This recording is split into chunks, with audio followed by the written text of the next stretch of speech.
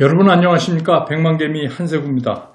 8월 11일 화요일 시장 정리하고 대응 전략을 세워보는 그런 시간을 갖겠습니다.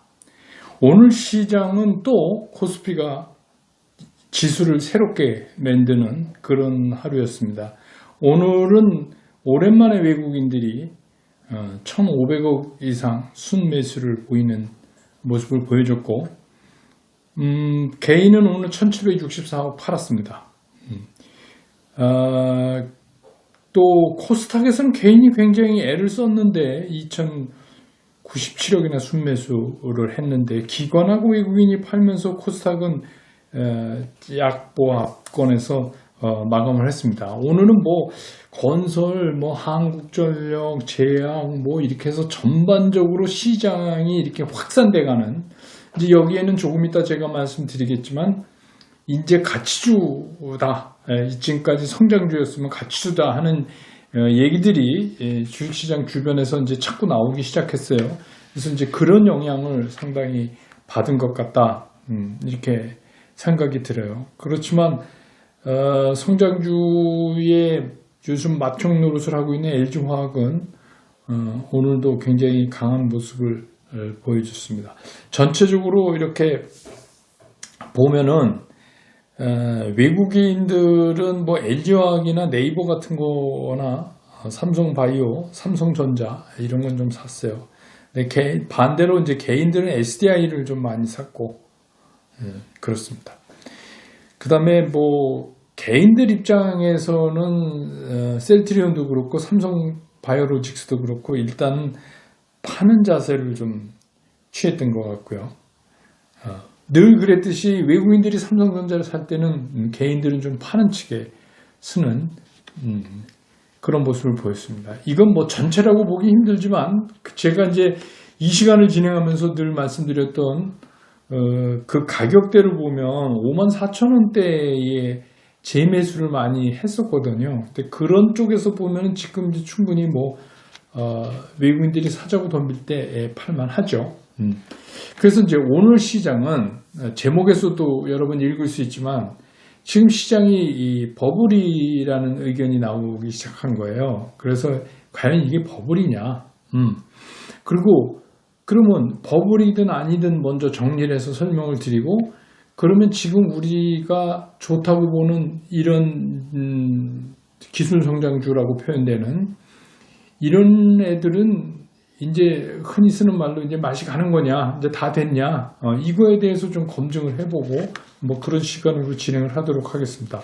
그리고 제가 어제 밤사이에 또 구독자 2만이 넘었습니다. 여러분 대단히 감사합니다. 이게 구독, 좋아요 이런 거 눌러주시는 분들이 많아갖고 제가 생각하지 않았던 이거 그냥 은퇴하고 손주하고만 노느니 이거 제 나름대로 조금 갖고 있는 재능이니까 이거 갖고 좀 해보자 이렇게 됐는데 일이 좀 커졌습니다. 지금 보면. 근데 아무튼 저는 현직에 있을 때보다 요새 개인적으로는 상당히 이거 준비하고 하는 게 좀 힘들지만 그래도 보람은 그 어느 때보다 있다 하는 생각이 듭니다. 그래서 앞으로도 계속 열심히 하겠습니다. 그리고 억지로 구독 이렇게 안 누르셔도 됩니다. 그냥 제가 열심히 하다 보면 되겠죠. 네, 전 그렇게 생각합니다. 그리고 이렇게 여러분들하고 만나서 유튜브를 통해서지만 이런 얘기를 전달해 드릴 수 있다는 게 상당히 저는 보람됩니다. 자, 그러면 먼저 어제 말씀드린 대로 어제 이제 제가 이 버블 얘기는 오늘 말씀드린다 그랬죠. 요즘 이제 계속해서 버블이다 이렇게 얘기를 하는 거예요. 근데 이제 이거는 뭐냐면 3월 달에 급락해갖고 그 바닥에서 보면 상당히 짧은 기간에 많이 올라왔으니까 이게 숨가쁘게 달려와서 버블이다. 그렇게 이제 볼 수 있고, 또 한 가지는 시장을 이끌어왔던 주도주들이 계속 오를 수가 없잖아요. 그러니까 주도주들이 가다가 스스로 호흡 조정을 하는, 숨이 차서 스스로 호흡 조정을 하는, 그러니까 이거 어떻게 말하면 이런 거죠. 마라톤을 딱 뛰었는데 이게 뭐 한 30km까지 선도주들이 달려왔는데 돌아보니까 뒤에 따르는 그룹은 한 20km도 못 오고 있는 거예요. 그러니까 지금 그냥 지 혼자 달리다 이제 숨고르기를 하는 그런 형상이죠. 근데 이제 시장을 나쁘게 보는 사람들은 이렇게 얘기를 하는 거죠. 실물 경기하고 편차가 점점 벌어진다. 그럼 뭐 이제 뭐 여러 가지 지수들, PMI 지수들 뭐 이런 것도 있고 여러 가지 나오는데 그게 개선 속도가 나쁠 뿐이지 그래도 계속해서 나아지고 있는 거 아니에요. 그러니까 워낙 그 코로나 팬데믹이 세게 때렸기 때문에 그 충격에서 벗어나려면 뭐 어쩔 수 없는 거 아니냐. 이렇게 이제 얘기를 해도 그래도 실물 경기와 편차가 너무 많이 나고 특히 그 중에서도 이제 고용의 문제 이거 굉장히 중요한 거죠. 왜냐하면 이게 밑바닥에 안 깔려 있으면 실제로 경기 부양이 될 수가 없는 거죠. 그래서 이제 또 그 문제 고용이 더디다, 고용 해결이 더디다 뭐 이렇게 하는데 저는 이거 더딜 거라고 봐요. 고용의 해결은 코로나 문제가 해결이 돼야 돼요. 왜냐하면 실업수당, 미국 같은 경우는 실업수당도 뭐 모든 사람이 그렇다는 게 아니라 상당한 경우에 따라서는 그냥 실업수당 받고 집에 있는 게 더 나은데 굳이 뭐 위험을 무릅쓰고 뭐 이렇게 다니면서 막 취업하고 이런 건 좀 안 되잖아요. 그죠? 그러니까 이거는 어쩔 수 없이 이 전염병에서 시초한 거기 때문에 전염병이 어느 정도 끝나야 된다. 그래야 우리가 실물 경기를 판단하는 요소 중에 하나인 고용 문제가 굉장히 빠른 속도로 해결될 거다. 저는 이렇게 보거든요. 그냥 우리 쉽게 생각하자고요. 지금 뭐 얘기해서 뭐 관광업에 종사하시는 분들이나 뭐 이런 거 전부 우리나라도 그냥 올스톱 된 거 아닙니까? 그런데 예를 들어서 신약 개발이 돼갖고 이제 됐어. 주사 맞고 다니면 걱정 없습니다. 그러면 그분들 움직일 거 아니에요. 이건 굉장히 빠른 속도. 저만 해도 어디 막 놀러 가고 싶은데 그동안 못 갔으니까 보복 소비. 그게 굉장히 빠르게 될 거예요. 그러니까 그거 하나로 이 가는 시장을 시비 걸 수는 없다. 그래서 더 중요한 건 뭐냐면 유동성 공급과 시장을 따져야지 맞는다. 저는 이제 이렇게 보는 거죠. 그러면 여러분 한번 생각해 보세요. 우리나라도 재난 기금 뭐 이렇게 해서 지자체별로 해서 얼마씩 줬잖아요. 그 여러분 쓰셨습니까? 뭐 저도 쓰고 밥도 먹고 뭐 그랬습니다. 그런데 그러면 그게 가면 제가 밥 먹은 식당의 주인이 그거를 해서 그럼 그 사람이 그거 갖고 뭐 하겠어요? 그럼 또 그 물건 사입해 오고 그게 뭐 프랜차이즈면 본사에 보내고 뭐 이렇게 되는데 결국은 이런 유동성 공급이 시작이 되면 제일 처음에 이걸 누가 가져가냐는 거죠.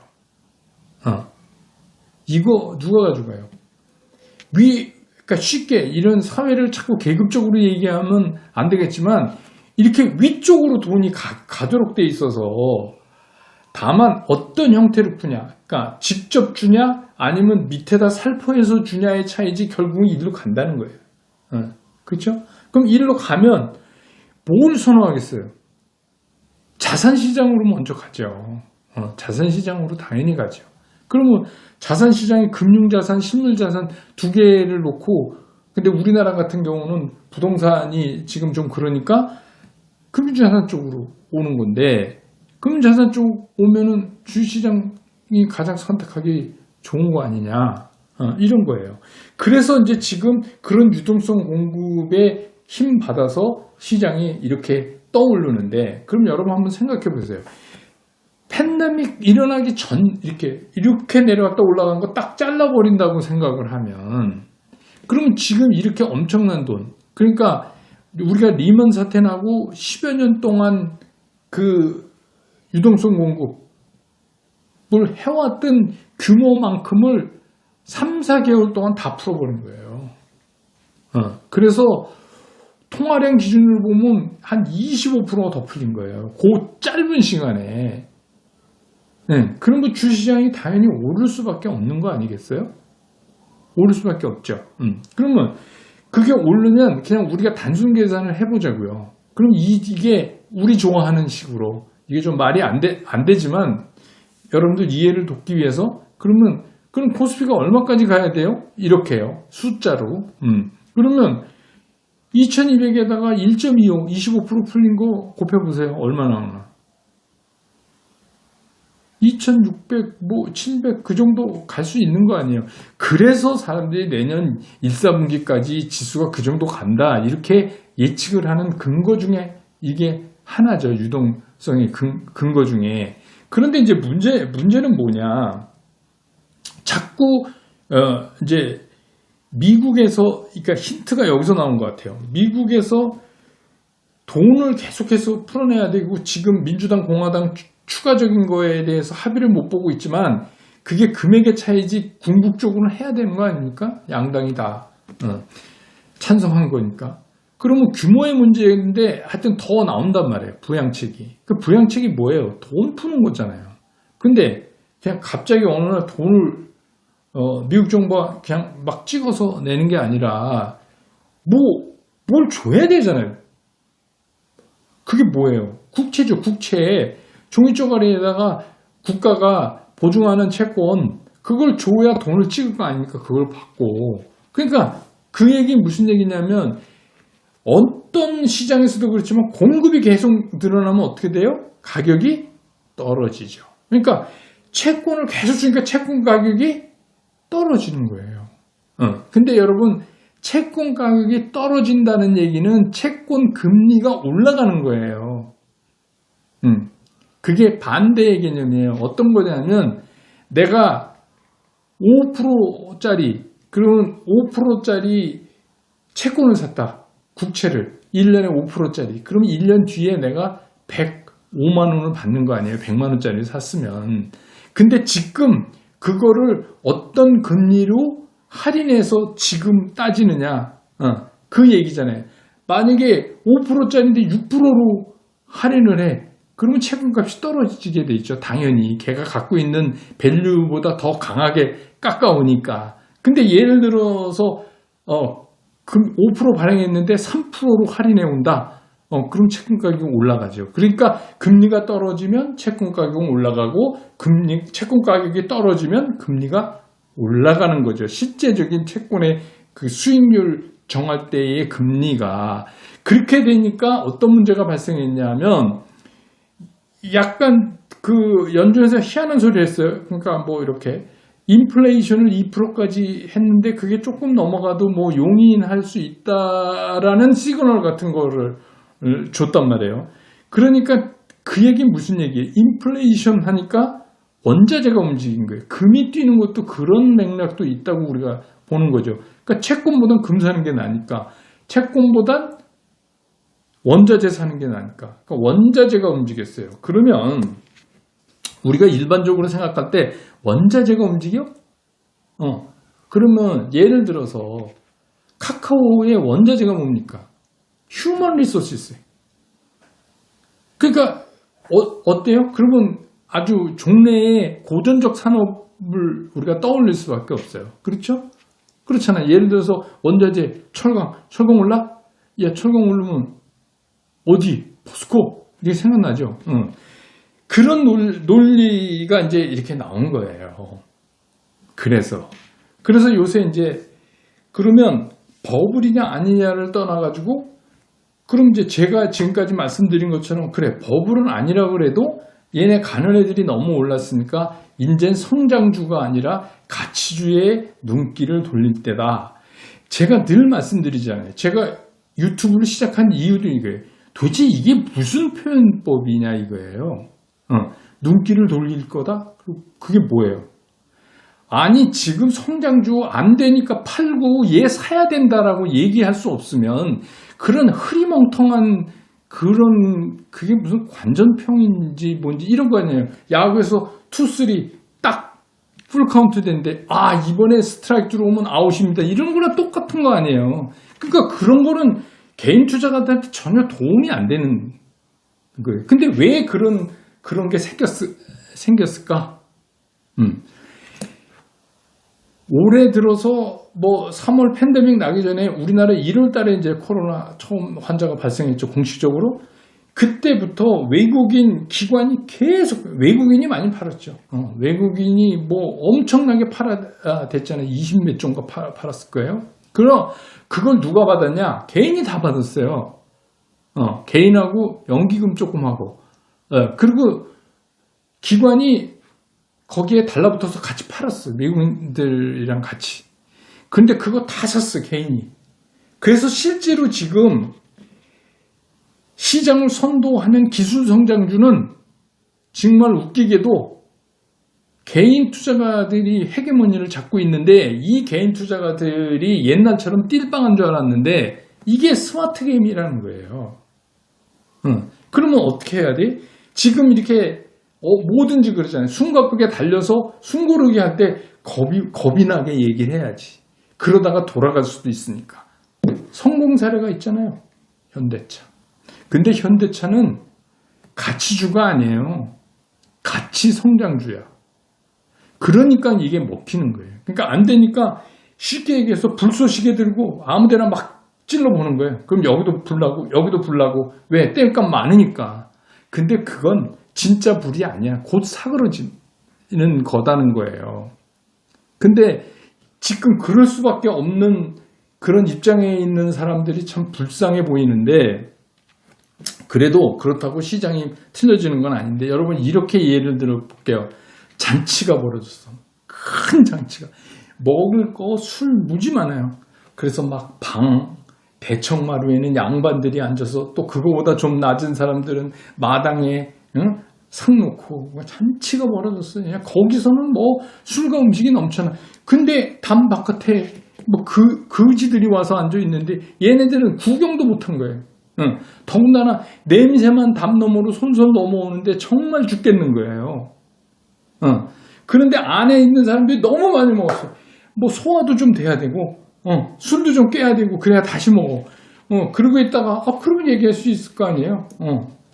양반, 야, 저 밖에 담 너머에 저 사람들 배고픈데 저기 좀 닭다리도 갖다 주고 좀 줘. 그래라.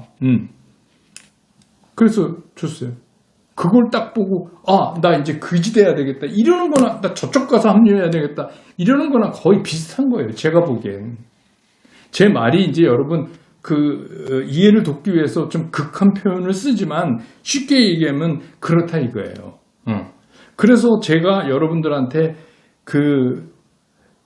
소부장 얘기를 하면서 미들캡, 스몰캡 얘기를 안 하는 그 말씀을 안 드린 이유가 있어요. 그거를 하면 여러분들 그거를 너무 가서 하기 때문에, 그러면 요즘 같은 유동성 장세에서는 그렇게 하면 돈을 못 벌어요. 오늘 보세요. 2차전지 LG화학이 돌려세워서 가니까 SK이노베이션도 끝에 형이 가니까 따라붙었어. 이게 이렇게 되는 거구나. 따라붙었어요.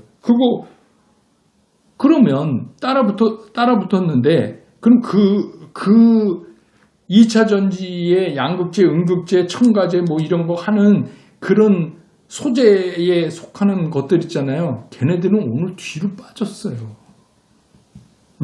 그러니까 이게 무슨 얘기냐면, 어떤 분이 저한테 물어보셨는데 우선주는 어떻게 생각하십니까? 좋죠.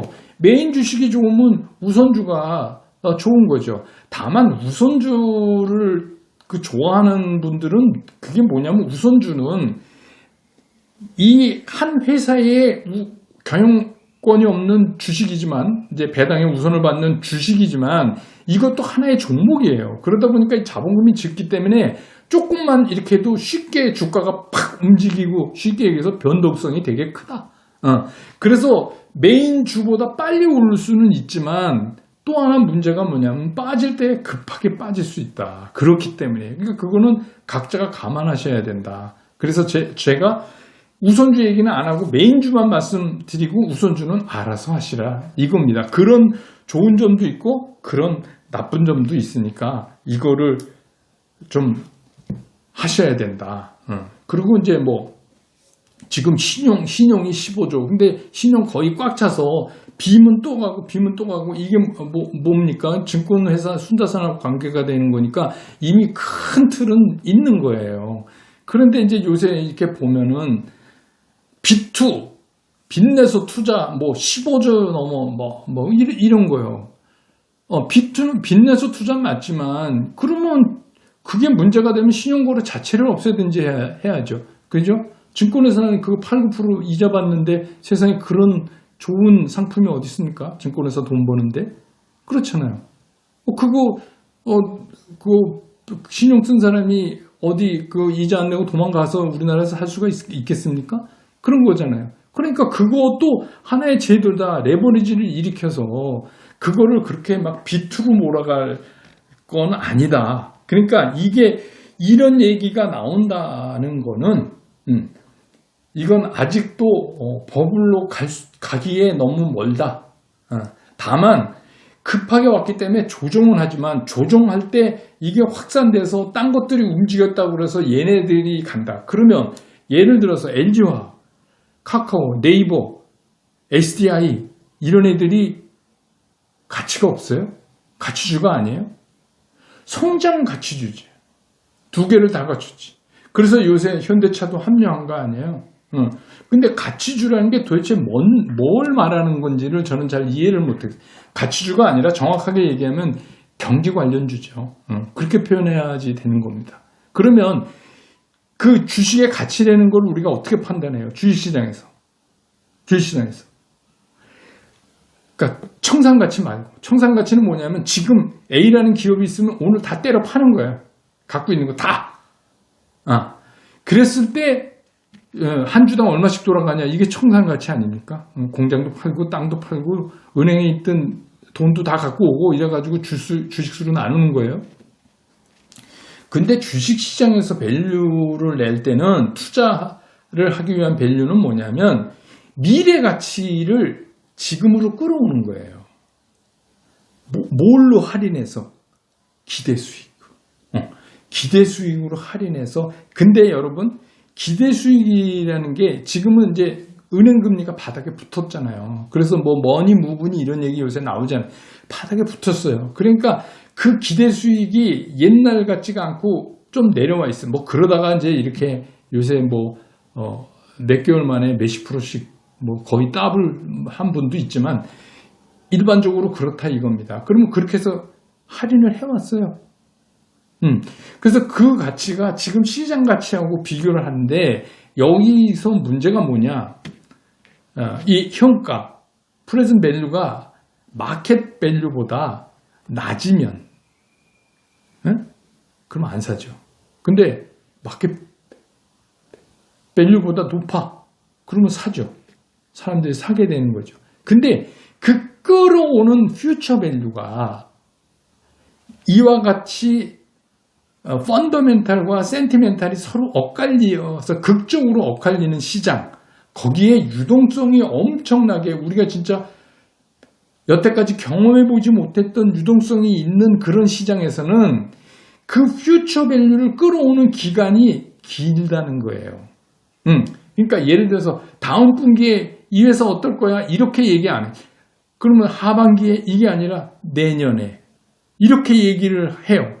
자, 현대자동차 내년에 영업이익이 5조 5천 예측하고 전기자동차 이렇고 어떻고 괜찮지? 이거 아니에요. 그러면 이런 상황, 펀더멘탈과 센티멘탈이 서로 극적으로 엇갈리면서 유동성이 풍부한 시장에서는 퓨처 밸류를 끌어올 때 가능하면 먼데 퓨처 밸류를 끌어온다는 거예요.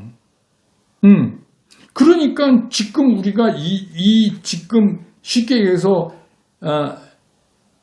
시가총액 여태까지 끌고 온 놈들이 다 상위 랭커 아니에요. 그러면 걔네들하고 승부를 봐야지. 어딜 딴 데를 가냐는 거죠.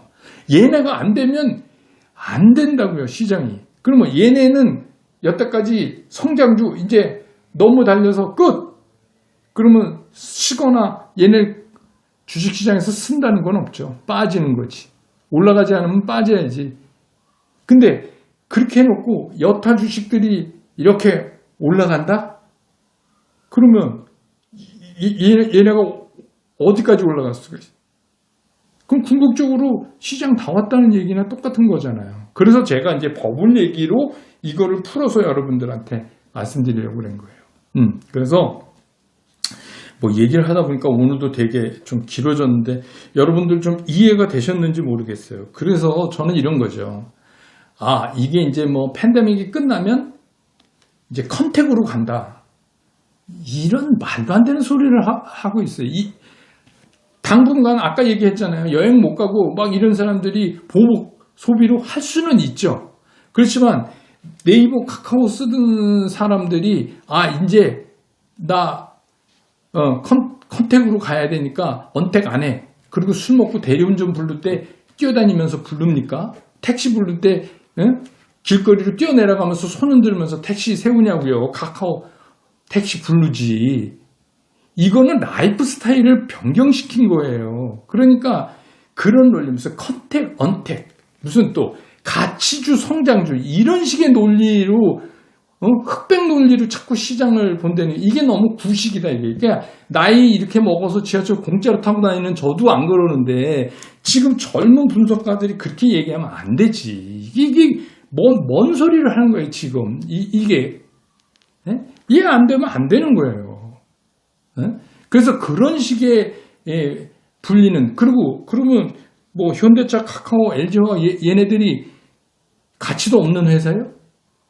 누구보다 뛰어나잖아요.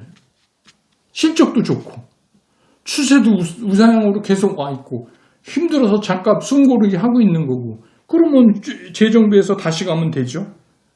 현대차는 결국은 뭐 기관이 애를 썼지만 아직 뭐 외국인들은 적극적으로 하진 않지만 아무튼 우리나라가 내세울 세계 톱클래스로 내세울 만한 전기차의 그 화두를 하나 잡은 거 아니에요?